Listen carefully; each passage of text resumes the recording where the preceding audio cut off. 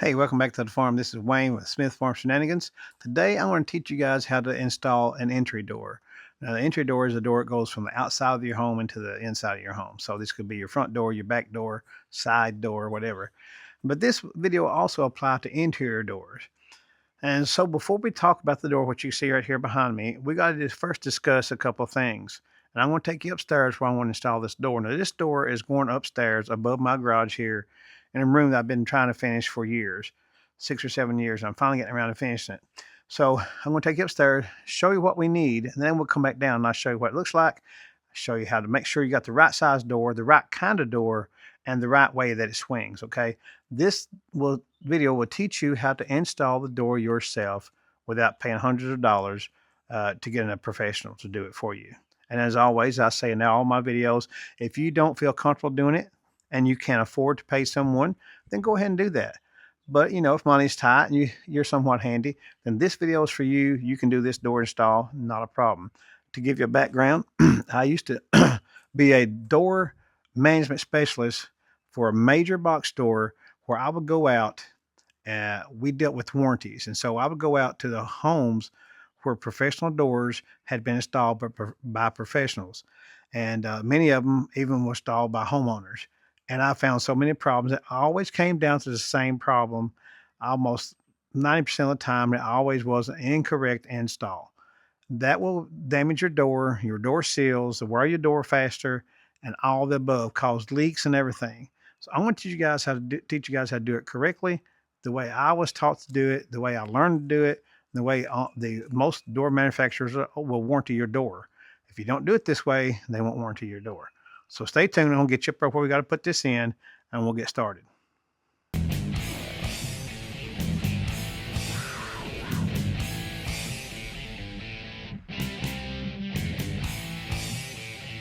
Okay, I'm going to turn you around here in a second. I'm upstairs now. I'm going to show you, we have a stairwell that comes up here. Let me turn you around. I'm backwards to it. You can see the stairwell down below me comes up. It comes in to a room up here. I'm going to turn you around and show you what we got. Okay, so there's the stair it leads up. Now, never mind the mess, but this is a construction process, and so there's stuff everywhere. So we come up the stairs here, as you can see right here. Come up the stairs. And then we turn right. That's going to be the bathroom there, so don't worry about that yet. We haven't got the wall on. We turn right, and here's the door opening right here. Now, so when I come to this door, I can pull this door out and open it like this and swing it out. If I swing it out, then the door is going to be right here in my face in the hallway. That's no good, right? If that door swings out, boom, right there it is. You got a little bit of space to squeeze by. That's no good. If I get this door knob over here and swing the door out this way, now the door's over here in my face. I have to squeeze around the edge of the stairs here and then go in. That's no good. So this door has to swing inward into the room. Now, there's two choices. If we have the doorknob on this side, okay, and we open the door and we push the door in, it can hit this wall and we can go in. That's good. That'll work. But remember, we have a wall right here. So when I'm moving furniture in and out, that door's going to be sticking way out here. That's going to make it a little bit more difficult. So the best option would be to have the doorknob over here and have the door to swing open like this into the room. And now you got all this space to walk forward into the room. So if you're looking at this door now, and it swings, we're going to call that an in swing because it swings into the room. Now it swings to the right-hand side or the left-hand side. So this one is going to be a right-hand door in swing. So when you go to buy your door, we need to look for an in swing right-hand door, right? If it would swing out, you'd do the same thing. If it swings out this way, that's an outswing right-hand door. It swings out to the right. If it swings out this way, that's a left-hand outswing door, okay? Anyway, that's where that goes. So now the next thing we need to know is this rough opening. I've already checked this. The rough opening you need to know. The rough opening is simply how wide it is here in the frame now, and how from the top of that there down to the floor, what's the distance to the frame, to this frame, and from the top to the bottom. That would tell us the rough opening. I've already measured that. So now we'll go downstairs and we'll check a rough opening on our door and see if it's going to fit. Okay, now we're down back downstairs. And if you'll look what I said, this says right here, right hand swing, RH. And so then we got to look at the door. So if these exterior doors always come with what's called brick molding, if you buy a pre-hung door. And the brick molding is going to be on the outside. So if we look in here, we see the doorknob over there, and it was going to swing in. So that's a right-hand in-swing door, just like we were looking for. If you're going to backside, inside the door now, you don't see any framing around this because you got to put this on after install, right? So over here's the doorknob. It swings open this way. So that's an in swing. It's swinging into the room, right? So that is what we need. Now, the next thing we need to look at on our door when you go to buy is our rough opening. It's going to tell you right down here, 38¼ inches wide, which I measured that. That's what we have. And it has to be at least 82 inches high. That's your rough opening. So that's going to leave enough room to drive your wedges in here to square your door up all the way around. And so it will sit in our place. So now the next step we got to do is take all this stuff here off. These stickers, these little cardboard corners up here. And then we'll get up right to the room. Do not take this thing right over here out. There's a little plastic thing goes in through here into your door handle. If you take that out, this door will swing open as you're trying to move it into place and carrying it to your opening. It will be swinging all over the place. So do not take this out until you get it to where you're going to stick it in the opening. Then you screw this out by hand. It screws out. It's real easy. Don't take it out before then, though, because you'll have a lot of problems with the door. You'll never get it up there, in other words. So now, what tools do we need? There's two ways to do it. A lot of people will go through here and nail these. I'll show you when I get up there what I mean. Some people use screws. We're going to use screws today. You're going to need the door. You're going to need a drill or a hammer and some fasteners, nails or screws. It doesn't matter. Either one's fine. You're going to need some wedges. And I'm going to show you what those is right now. So that's shims. They call them shims. I call them wedges. And all it is, if you pull one out here, I'll show you. It's simply just a little wedge. See, it's thin here. It's a little thicker on the other end. That's all it is. Thin on one end.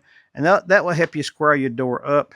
And you're going to need I always buy a couple of packs just so I have, they're very cheap, so I'll have enough.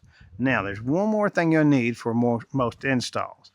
I'm not going to do it on this install simply because this, even though it's an entry door, it's going to be inside out of the weather. If it's not out of the weather, down in the threshold, underneath this right here where my foot is, where that's going to be at, you need to put some construction adhesive or some caulk underneath in the door frame, in the opening. And I'll show you that here in a second. Okay, see right here in the opening, right through here, all the way across, you would need some kind of waterproof sealant.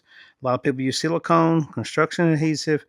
You would put that down. And the reason you put that down is you want to keep moisture from blowing underneath your door.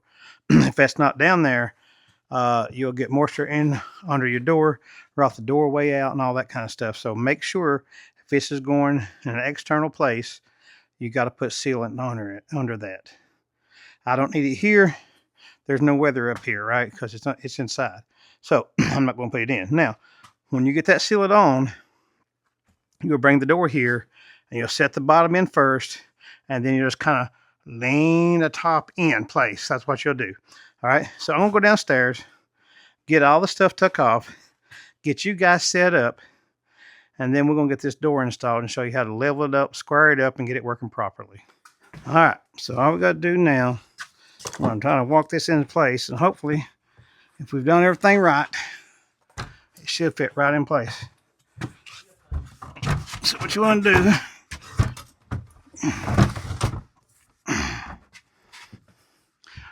just like that. Anybody have to work with it a little bit. All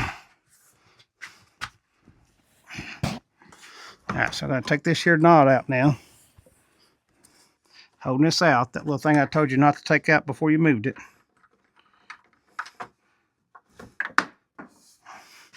Don't go in. There we go. It's a little bit tight on one corner on my rough opening there. Okay.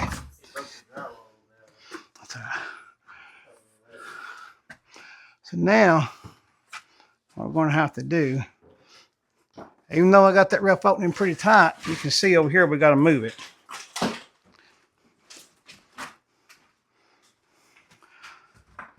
See the space there?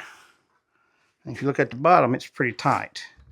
That means it's off kilter. In other words, it's out of square. On this side, it tells the same story. So we're going to move it over a little bit.